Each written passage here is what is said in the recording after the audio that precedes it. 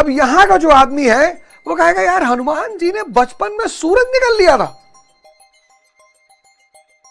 हर बच्चा बचपन में सूरज निकल लेता है। सूरज यानी चेतना, वो चेतना उसकी बुद्धि के पीछे चली जाती है, उसीलिए उसके तीनों लोक में अंधेरा छा जाता है, शरीर के लोक पे, मन के लोक पे और चेतना के लोक पे। बाल समय रविभक्ष लिहो तब तीनों लोक भयो अंधियारो, और 23 और त्रास भई जग में या संकट काहू से जात न टारो। देखो परेशान है लोग, रेंज रोवर वेल्लार पे चल रहे हैं, जिंदगी में शांति नहीं है, मर्सिडीज पे चल रहे हैं, जिंदगी में शांति नहीं है, क्योंकि वो जो अंदर का सूरज है उसको बाहर निकालना पड़ेगा, उस चैतन्य को फिर से खोज करनी पड़ेगी। बस ये समस्या हो गई।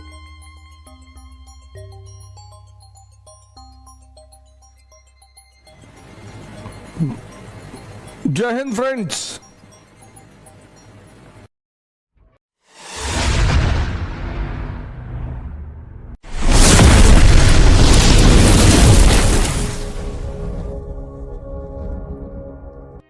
जय हिंद फ्रेंड्स, गुरुदेव भगवान की चरणों में सादर नमन, सादर प्रणाम।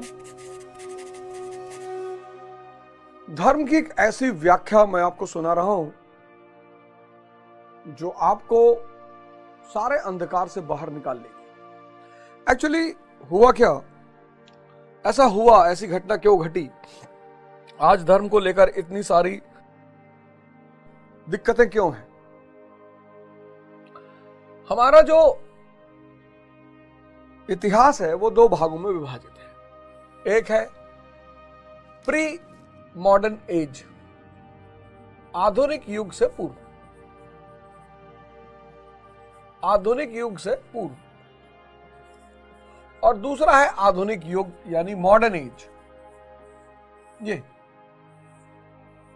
ये जो आधुनिक युग से पूर्व की दुनिया थी, इसमें धर्म संविधान था,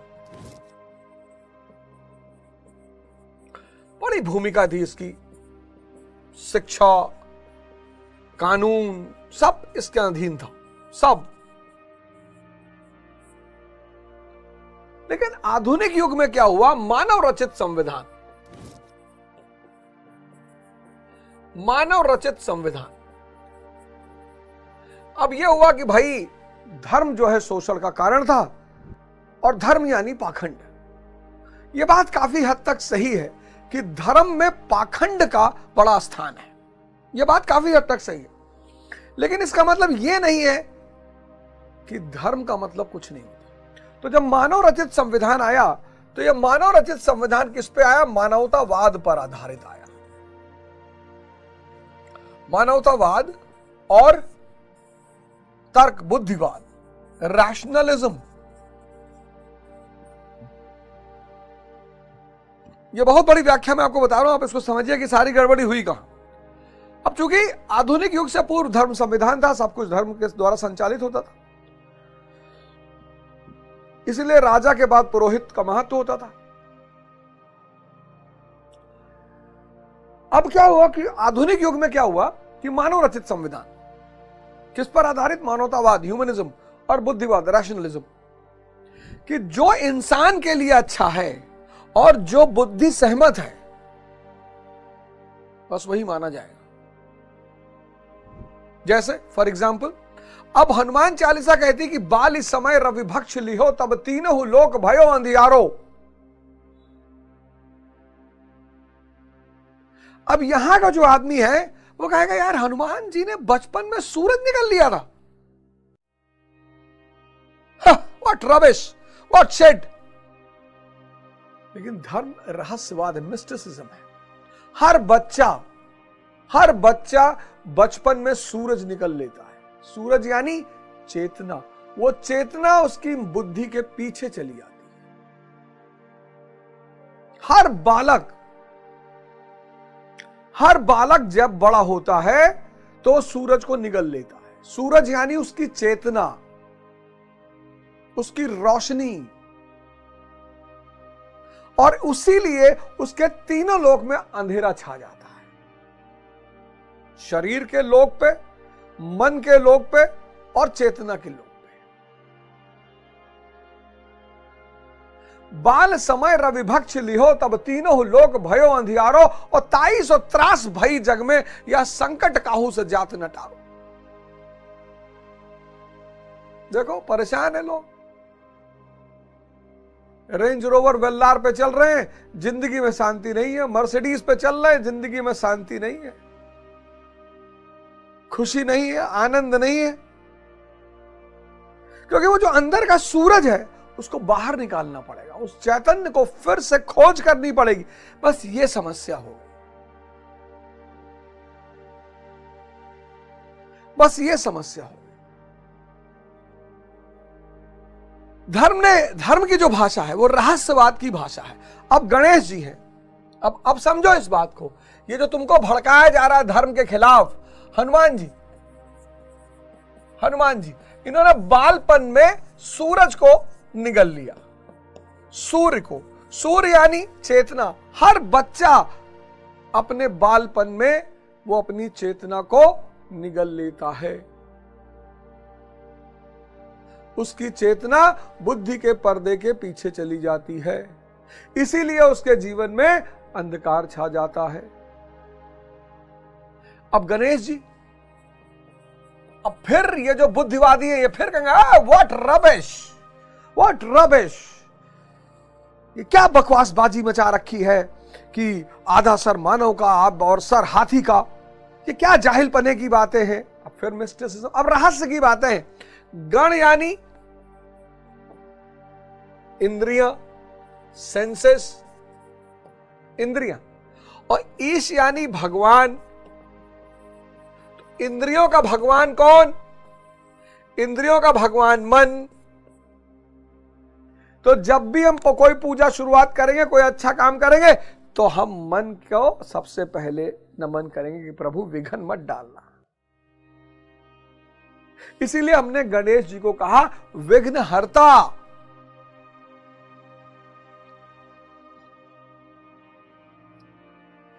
लेकिन ये जो तथाकथित पढ़े लिखे लोग हैं, जो बड़ी बड़ी डिग्रियां लेकर सिगरेट पी रहे हैं और कहते हैं सिगरेट कंसंट्रेशन बढ़ा रहा है, समझना इस बात को। ये तथाकथित पढ़े लिखे लोग हैं, बड़े बड़े यूनिवर्सिटियों से, स्टैनफोर्ड, हार्वर्ड, टेक्सास, बड़े प्यार से बोलते हैं Texas. Oh, Walter, what's this in religion? Religion is a useless thing in the modern times. I don't believe in religion. Sir, you don't understand religion.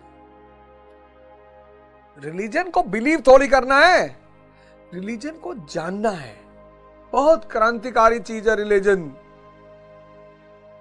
मुझसे भी बहुत ज्ञानी लोग मिलते हैं, बोलते हम धर्म वरम नहीं मानते। मैंने कहा धर्म वरम को तो मैं भी नहीं मानता, लेकिन धर्म इतना बड़ा विज्ञान है, आओ हो जाए दो बहस, आओ बात कर लें। व्हाट बुलशिट, लो 2-3 अंग्रेजी का शब्द पकड़ लिए, बुलशिट, रबिश। अब देखो ये सब रहस्य की बातें, ये सब रहस्य फॉर्म में लिखी गई है, ये सब रहस्य के फॉर्म में लिखी गई। रावण कौन है? ये कौन है रावण जिसके 10 सर हैं? ये मन है, ये उसकी 10 इंद्रियां हैं। हर इंद्रियां सर के समान है, उनकी डिमांड है, वो देखती हैं, वो मांग करती हैं।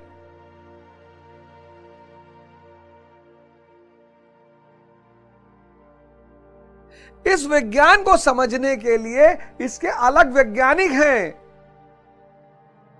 पुरोहित इसको रट लेता है, पुरोहित की भी भूमिका है, इसको बताने में पुरोहित की भूमिका है। जैसे नर्सरी के टीचर हैं, क्लास 6, 7, 8 के टीचर हैं, तो पुरोहित स्कूल का टीचर है, जरूरत है उसकी।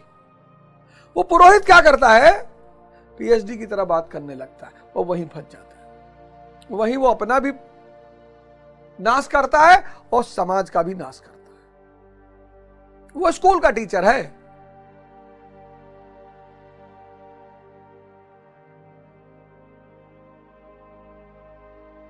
तो धीरे धीरे लोगों के सामने धर्म का जो मूल महत्व था, इंद्रियों से चेतना की तरफ आना, पिछला एपिसोड आशा करता हूं आपके लिए बड़ा महत्वपूर्ण रहा होगा, बहुत महत्वपूर्ण। इष्ट चिंतन बनाइए, कोई इष्ट जिससे कि विषय चिंतन से आप दूर जा सके, आपकी बुद्धि का विकास हो सके, विजडम पैदा हो जाए, विवेक पैदा हो जाए, और वो विवेक आपके जीवन की रोशनी को जला दे। आप स्वाद के लिए ना खाएं, आप स्वास्थ्य के लिए खाएं। आप भोग के लिए विवाह ना करें, आप भाव के लिए विवाह करें। आप शक्ति प्राप्त शोषण के लिए ना करें, सेवा के लिए करें। जिसके पास भोग होगा वो भोजन स्वाद के लिए नहीं, स्वास्थ्य के लिए करेगा। ये पिछली बार मैंने आपको बताया। जिसके पास विवेक होगा वो शक्ति किस लिए चाहेगा? सेवा करने के लिए, शोषण करने के लिए नहीं। जिसके पास विवेक होगा वो विवाह करेगा भाव के लिए, भोग के लिए नहीं। जिसके पास विवेक होगा वो शिक्षा लेगा ज्ञान के लिए, धन के लिए नहीं। धन तो ज्ञान का बाई प्रोडक्ट है। ये देखो, ये विवेक, विजडम। जिसके पास विवेक है उसके लिए भोजन किस लिए है? स्वास्थ्य के लिए। जिसके पास विवेक है उसके लिए शक्ति किस लिए है? सेवा के लिए। जिसके पास विवेक है उसके लिए पत्नी किस लिए है? भाव के लिए। जिसके पास विवेक है उसके लिए ज्ञान किस लिए है? शिक्षा किस लिए है? ज्ञान के लिए। और जिसके पास विवेक नहीं है उसके लिए भोजन क्या है? स्वाद है। उसके लिए शक्ति क्या है? शोषण। आईएएस बन जाएंगे, टोल को पैसा नहीं देना पड़ेगा। उसके लिए विवाह क्या है? भोग। उसके लिए ज्ञान क्या है? धन अर्जन करने का माध्यम, नौकरी।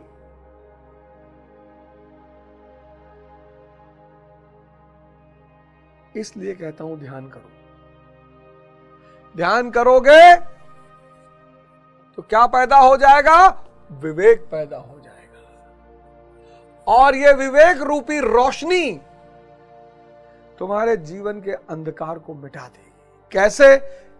64वें श्लोक में यह बात गीता में आई है। 64वां श्लोक। अब कैसे यह अंधकार दूर होगा, यह 64वां श्लोक बता रहा है। कैसे? सुनो। राग द्वेष व्यक्तस्तु विषयानि निद्रा यशरन् आत्म वैश्य वृद्ध्यात्म प्रसादम गच्छति। आत्मा की विधि को प्राप्त प्रत्यक्षदर्शी महापुरुष। अब खेल देखो। अब यहीं पे डायग्राम, ये डायग्राम जो बनाने जा रहा हूं उसकी तो कोई कीमत ही नहीं। इसकी कीमत बता नहीं पाऊंगा मैं, और ना आप दे पाओगे, और किसी की क्षमता नहीं है। विषय चिंतन करने वाला और इष्ट चिंतन करने वाला, यानी संसारी और सन्यासी।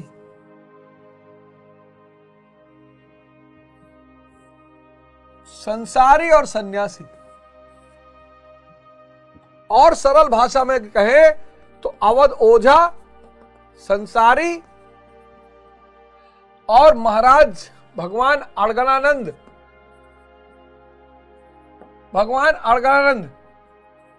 जी महाराज। ये आदमी विषय चिंतन करेगा, स्त्री का चिंतन, गाड़ी का चिंतन, महल का चिंतन। इसके अंदर आसक्ति होगी। आसक्ति की वजह से कामना होगी। कामना के दमन से क्रोध होगा, और क्रोध के दमन के परिणाम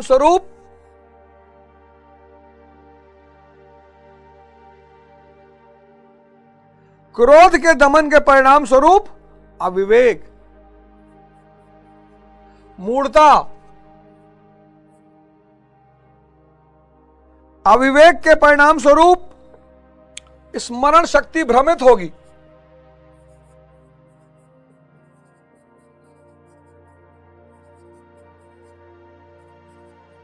स्मरण शक्ति भ्रमित के परिणाम स्वरूप बुद्धि का नाश।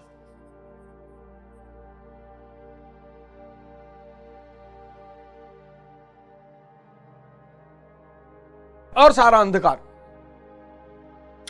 लेकिन भगवान जागृत है, महाराज अलकनंदन जागृत है। तो अब इनका लक्षण क्या होगा?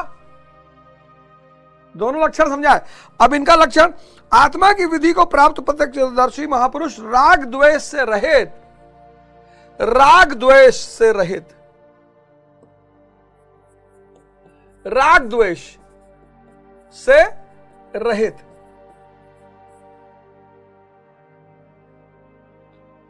समस्त सब ब्रह्मांड चेतना है। तो जब समस्त ब्रह्मांड चेतना है और मैं विलीन हो चुका है, यहां मैं है अवध ओझा, यहां मैं है ही नहीं। तो जब मैं है ही नहीं तो सारा ब्रह्मांड अपना है। तो जब सारा ब्रह्मांड अपना है तो किससे राग द्वेष? राग द्वेष यहां हो सकता, यहां नहीं हो सकता। मैं है ही नहीं। राग द्वेष का धुरी क्या है? मैं अवध ओझा। तो जहां मैं वहां तू। तो तू से तो राग द्वेष होगा ही। लेकिन जब भगवान अलकनंदन को दिखाई पड़ रहा है कि सब चैतन्य है, सब एक ही चीज है, तो किससे राग द्वेष?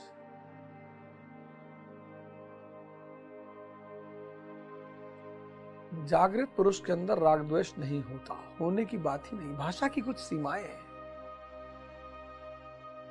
इसीलिए भाषा कभी कभी बड़ा दुविधा पैदा करती है। जो चेतना पे आ गया, भगवान राम,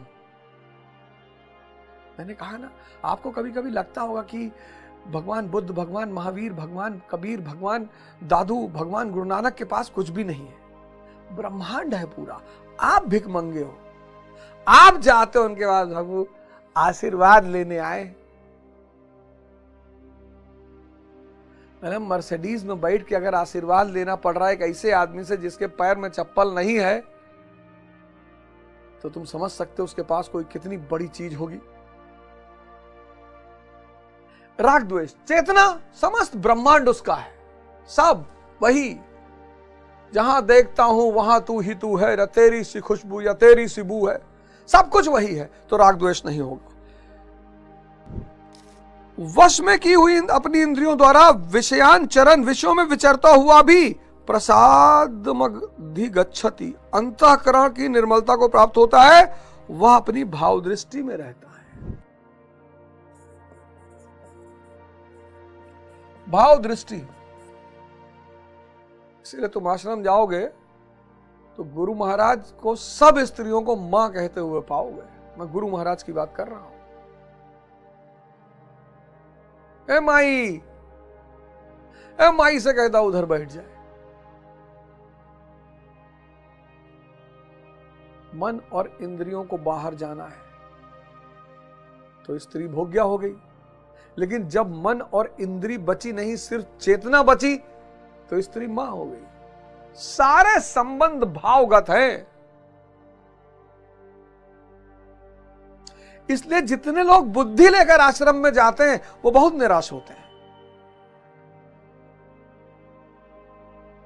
क्योंकि भाव की एक खासियत है बहुत बड़ी, आज बता दे रहा हूं। कभी कभी आपने देखा होगा आश्रम में या कहीं भी आपने अनुभव किया होगा कि आप किसी संत महात्मा के पास गए और आप कोने में खड़े हैं और बड़े बड़े इंडस्ट्रियलिस्ट और पूंजीपति और विधायक और मंत्री वहां बैठे हैं, लेकिन आपको बुलाया जा रहा है कि hello hello hello hello, Jagtar ji जो कि पटपड़गंज से आए हैं, सरदार जगतार जी जो कि पटपड़गंज से आए हैं, वो कृपया मंच पर आए, गुरु जी उन्हें बुला रहे हैं। और आप डर गए कि ये क्या हो गया यार, हम तो जानते ही नहीं, हमको कैसे बुलाया जा रहा है। भाव के भूखे हैं भगवान। भाव की इतनी ताकत है कि जिसमें उसको भाव दिखाई पड़ता हो तुरंत भाव भाव को जोड़ लेता है। भाव बुद्धि से जुड़ ही नहीं पाता। कुछ लोग 20-20 साल से आश्रम आ रहे हैं, 25-25 साल से आश्रम आ रहे हैं, 30-30 साल से आश्रम आ रहे हैं। तो भगवान ने गीता पढ़ाने की अनुमति हमें दी। गीता स्वामी नाम दिया। महाराज अड़गड़ानंद ने कहा, गीता स्वामी,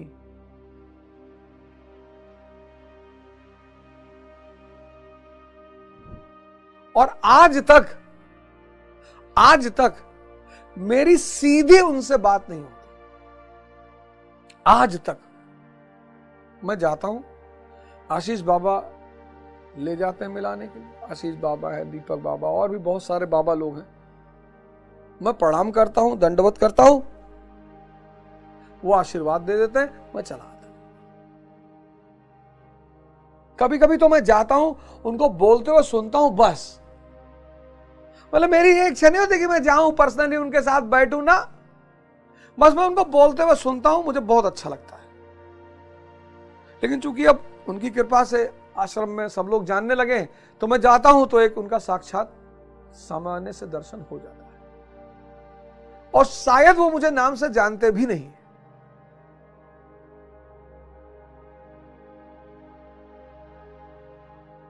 अब तो एक एज भी हो गई, एक उम्र भी हो गई, लेकिन भाव। तो इनका दूसरा लक्षण होता है कि ये भाव प्रधान होते हैं। महापुरुष के लिए विधि निषेध नहीं रह जाता। विधि निषेध, कोई ऐसा काम नहीं है जो वो नहीं कर सकते, कोई कानून उनके लिए नहीं है। वो विवाह कर सकते हैं, विवाह नहीं कर सकते, वो बच्चा पैदा कर सकते, नहीं कर सकते, वो खीर पनीर खा सकते हैं, वो भुनी आलू खा सकते हैं, वो उबला चना खा सकते हैं। उनके चैतन्य मतलब शुद्ध विवेक, गलत हो ही नहीं सकता। इसके लिए वित्त कानून है। यहां कानून के ऊपर चला गया व्यक्ति, क्योंकि चैतन्य मतलब शुद्ध विवेक।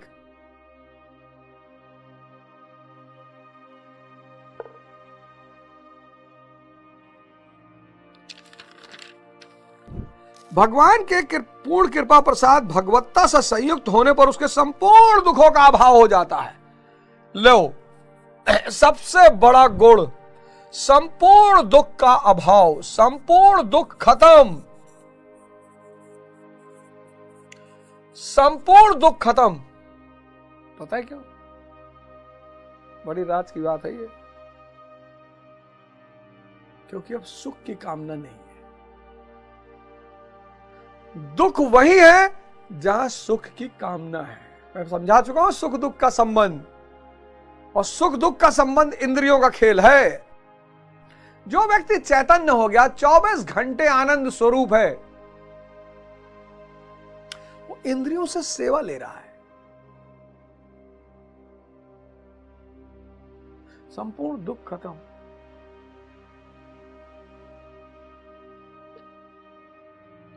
कहोगे यार, मंसूर को काट दिया, हाँ तो हंसते तो रहे वो, कहे तुम मुझे काट रहे हो, मैं कट रहा हूं, मैं भी देख रहा हूं, काटो। जागृत व्यक्ति पके हुए नारियल की तरह हो जाता है, खोल और फल अलग हो जाते हैं। ठोको जितना फल को ठोकना हो, जितना खोल को ठोकना हो ठोको, कोई फर्क नहीं पड़ता। और संसारी कच्चे नारियल की तरह है, खोल को ठोकोगे फल पर भी असर पड़ेगा। संपूर्ण दुख खत्म, राग द्वेष खत्म। खत्म। अब ये भाषा की सीमा इसलिए मुझे खत्म कहना पड़ रहा है, होता ही नहीं। चेतना इन सब से ऊपर है। सारा ब्रह्मांड में वो देख रहा है कि ब्रह्म को छोड़कर कुछ है ही नहीं, तो किससे द्वेष करेगा? अपने आप से। भाव की दृष्टि, भोग की दृष्टि नहीं है। विधि निषेध, क्योंकि शुद्ध विवेक है। अब वो जो करेगा वही सही है। संपूर्ण दुख खत्म, क्योंकि सुख चाहिए ही नहीं।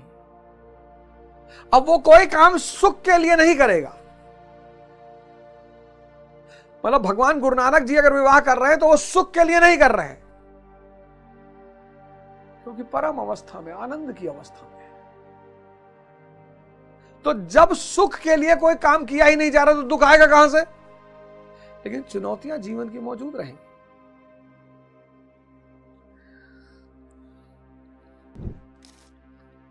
दुखालयम अशाश्वतम, संसार का अभाव हो जाता है और उस प्रसन्न चित्त वाले पुरुष की बुद्धि शीघ्र ही अच्छी प्रकार स्थिर हो जाती है। किंतु जो योग युक्त नहीं है उसकी दशा पर प्रकाश डालते हैं।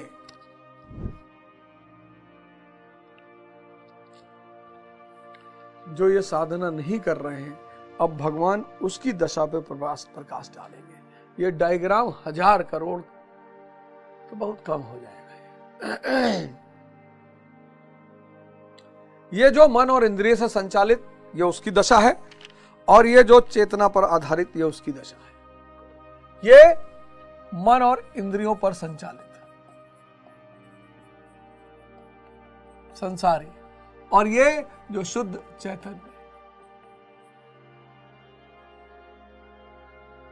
इसी का यात्रा का नाम है साधना। इसलिए धर्म की तरफ आ जाओ। फिजिक्स पढ़े हो ना, बड़ी अच्छी बात, बुराई क्या है? केमिस्ट्री पढ़े, बहुत अच्छी बात, बुराई क्या है? विज्ञान और अध्यात्म का झगड़ा कहां है? I don't believe in God. अबे तो कौन कहता बिलीव करने के लिए? गॉड जानने की चीज है, बिलीव करने की थोड़ी है। बिलीव का मतलब ही यही होता है कि आप जान ही नहीं पाए।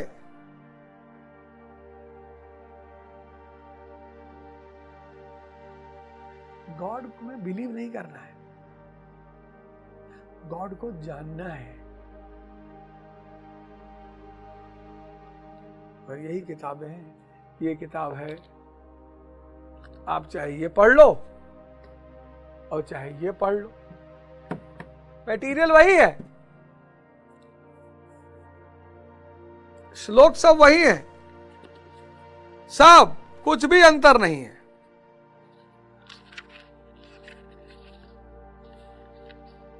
सब श्लोक वही है।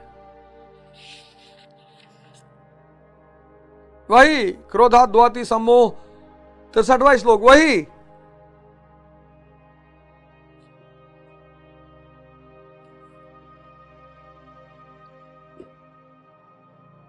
बदल लो अपने जीवन को। अब जो ध्यान नहीं कर रहे हैं, भगवान कृष्ण बताएंगे उनकी दशा क्या है।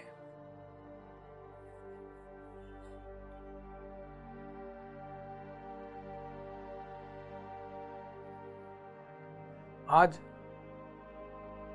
सब एक ऐसे संकट के दौर से गुजर रहे हैं। देखो भैया, मैंने जाना और मेरा जीवन एक सही रास्ते पर आ गया गुरु महिमा से। मैं चाहता हूं आप सबका जीवन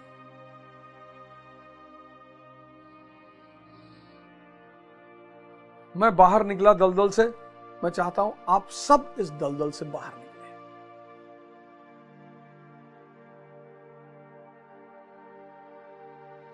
हम सब चाहें तो मिलकर इस अंधकार को दूर कर सकते हैं,